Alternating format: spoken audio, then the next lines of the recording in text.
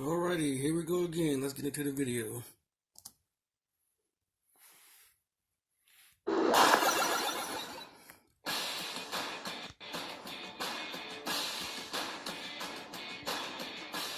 Tall tales of superhuman feats have existed for as long as man has been telling stories. And today we pit the greatest of these legends in a clash of East meets West. Chuck Norris. No real introduction needed. And Segata Sanshiro, defender of the Sega Saturn, of all things. He's Wiz and I'm Boomstick. And it's our job to analyze their weapons, armor, and skills to find out who would win a death battle. In ancient China, there was a legend that one day a child would be born from a dragon and vanquish evil from the land. That man is not Chuck Norris, because Chuck Norris killed that man. Carlos Ray Norris, yes, that's his real name, was born to a humble Oklahoma family in 1940. A loner, mediocre student, and all-around physically unintimidating pacifist, his childhood was pitiful. That is, until he answered the call of his country, joined the United States military, and began training in martial arts. From the day he threw his first punch, his life was changed forever. Turns out Chuck is unnaturally gifted in the ways of violence.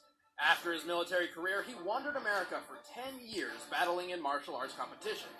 He racked up 183 victories, held the professional middleweight karate championship title for 6 years, and became the first Westerner in the history of Taekwondo to earn the 8th-degree black belt.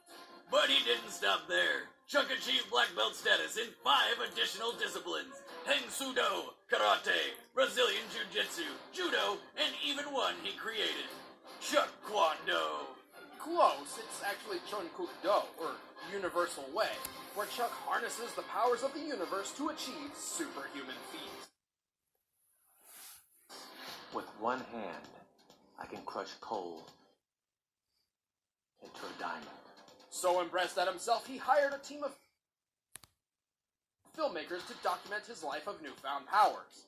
Some of these real-life accounts include the Delta Force, Walker, Texas Ranger, and Chuck Norris Karate Commandos, just to name a few. According to these archives, Chuck can kick a man so hard that he does 6 backflips, fire more bullets from a machine gun than it can actually hold without reloading, and even transform into fucking animals.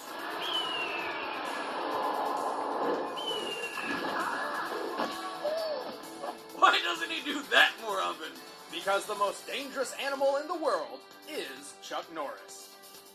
Chuck has taken his already unprecedented abilities even further through over 35 years of intense training on his secret weapon, the Total Gym. He even had to create his own pants with a secret gusset to keep them from exploding off his body due to his sheer kicking power. He calls them Chuck Norris Action Jeans. Naturally, powers like these have spawned hundreds, no thousands of myths describing what Chuck Norris is capable of, making it very difficult to separate fact from fiction. That is, until Chuck released a book officially chronicling 101 of his favorite feats. Fact number 67. When Chuck Norris does push-ups, he pushes the earth down. Fact number 95. Chuck Norris is so fast he can run around the world and punch himself in the back of the head. Fact number 80. According to Einstein's theory of relativity, Chuck Norris can roundhouse kick you yesterday. Fact number 71. Scientists have estimated that the energy given off by the Big Bang was roughly equivalent to 1 CNRK. 1 Chuck Norris roundhouse kick. And those are just a few of the ones that we know are true. In addition, legend has it that beneath his magnificent beard lies a third fist. Chuck is as tough as they come, or rather tougher. Once, after being beaten unconscious and buried underground inside a truck, he revived himself with a beer shower and miraculously drove the truck out of the earth. He's proficient with many different vehicles: speedboats, helicopters, a motorcycle that shoots rockets, and weaponized dolphins. Whom he can communicate with. I'll take care of Angelfish, and you guys make sure no one gets out of here. He also has a keen sense of awareness and is ready for anything, even a giant alligator parachuting in through a window. He also put together a team of heroes and saved the world on multiple occasions. This guy really is all that is man. But don't mistake unrelenting masculinity for perfection. Despite his impressive martial arts record, he's still suffered a total of 10 losses. And that's not to mention his massive amount of chest hair. Although infinite and a source of power, it makes him easily grabbable, and even once aided in his own, death at the hands of Bruce Lee. Luckily for Chuck, death itself fears him, so he just kind of kept going. In all our years of research, we've never found an opponent worthy enough to take on the roundhouse kicking, beard punching Texas Ranger. Until now. I heard another rumor that you were bitten by a king cobra. Yeah, I was. But after 5 days of agonizing pain, the cobra died.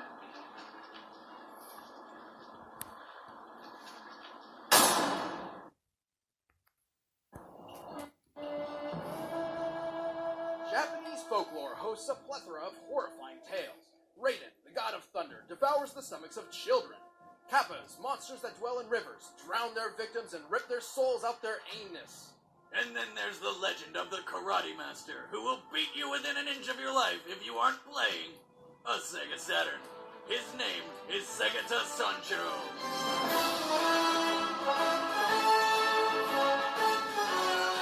Men. Women. Segata Sanshiro. Children. Nobody is safe from Segata's wrath. In 1997, Sega's latest console, the Sega Saturn, was failing. Nintendo was dominating the market, and things seemed bleak for this once great video game titan. That is, until a mysterious stranger appeared with a plan so crazy, it just might work. He'd travel the land and beat the shit out of anyone not playing a Saturn! And it did work. Sales skyrocketed, alongside the hospitalization of Japanese youth. But not much is known about this mysterious savior. We do know that when he appeared, he had a giant Sega Saturn strapped to his back, which he uses to train his physical and gaming prowess at the same time. And he appears to be dating Sakura from Sakura Wars. Yes, he is somehow dating a video game character. Well, I'm not surprised because this guy has done some pretty amazing things. He's kicked a baseball for a home run, raced over 60 miles per hour on ice, barefoot, and won the World Cup by throwing a player into the ball to score the winning goal. He is a master of disguise and breaking and entering. He can duplicate and resize himself an unlimited number of times, and once took down an entire club filled with people in only 3 moves. But his favorite and most powerful technique is his earth-shattering judo throw, which can make his victims explode upon impact twice. In just a few short years, Segata had successfully terrorized his entire homeland into loving Sega's floundering console. Sales even surpassed those of the Nintendo 64. So naturally, the Big N got jealous and launched a huge-ass missile at Sega's headquarters. Oh, corporate squabbles. But Segata, who apparently resides on the roof of the Sega HQ, demonstrated to the world his most impressive feat of all. He just straight up leapt off the building onto the missile and stopped it against a glass window. Then flipped it around and rode it into space. A missile of that size would travel around 3,600 miles per hour, something that no window pane in existence could possibly withstand. Just to stop it without cracking the glass, Segata would have had to make the missile weigh less than it should upon contact with it. The only possible explanation is that Segata is simply exempt from the laws of physics and theoretically capable of almost anything, such as surviving the vacuum of space. Well, until the missile blew up and he died. セガタ三四郎は君たちの心に Or did he? The departing words from the Japanese commercial announcer claims that Segata will always live on in our hearts. But also, he lived on in, the regular way. While most are blinded by the tears of sadness in their eyes, if you look closely, you'll see what appears to be a shooting star. Or Segata re-entering the Earth's atmosphere. But don't just take my word for it. 1 year after his supposed death, a strangely similar-looking man appeared in the game Rent-A-Hero #1. He mentored the main character in the ways of martial arts, while claiming to have once been a great hero himself. Then, in 2012, as Sonic and friends competed in the Race of Ages, a man bearing a giant Sega Saturn on his back was seen steering a missile away from the track. But the most irrefutable evidence of all came in 2013, when Segata Sanshiro himself crashed a Sega Sound Unit concert and performed his own theme song live on stage. All video footage was destroyed, but we were able to recover a few surprisingly high-quality pictures. And as of the February 2015 issue of Archie's Sonic the Hedgehog comic, a familiar-looking judo master fought the Blue Blur in a tournament on Mobius, which is our own Earth 3,000 years in the future. There's only one logical conclusion.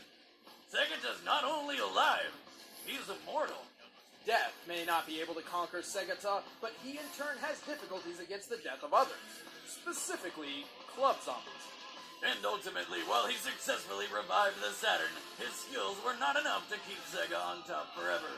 Perhaps the reason he remains shadowed in anonymity is that he is biding his time, waiting for the right moment to step into the light and rescue Sega yet again. God knows they need him now more than ever.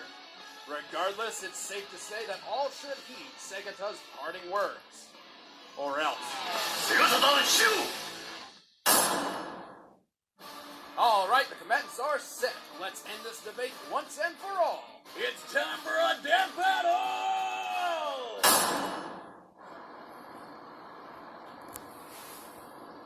We'll return to Delta Force right after these messages. Segata shoot! Segata shoot! Segata shoot! Segata shoot!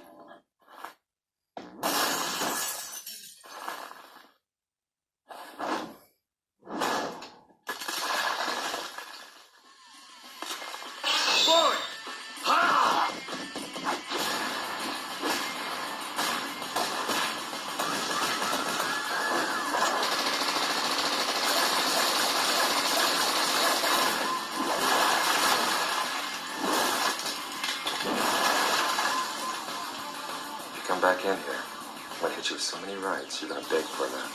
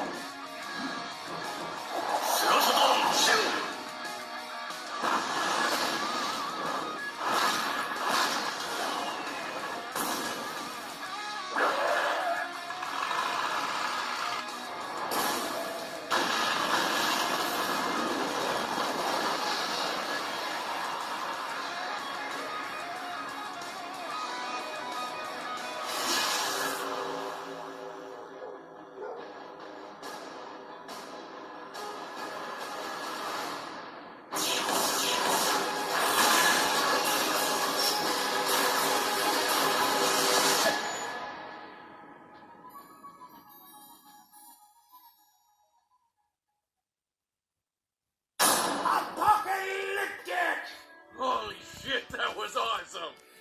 But who won? I don't know. I think they're still going. Our instruments just can't pick them up anymore. I believe they might have ripped a hole in space-time, so they've either traveled to another dimension or completely destroyed their plane of existence. Or both. Well, God have mercy on wherever they ended up. I guess this one just kinda spaced out. Please like, share, and subscribe. Peace out, y'all.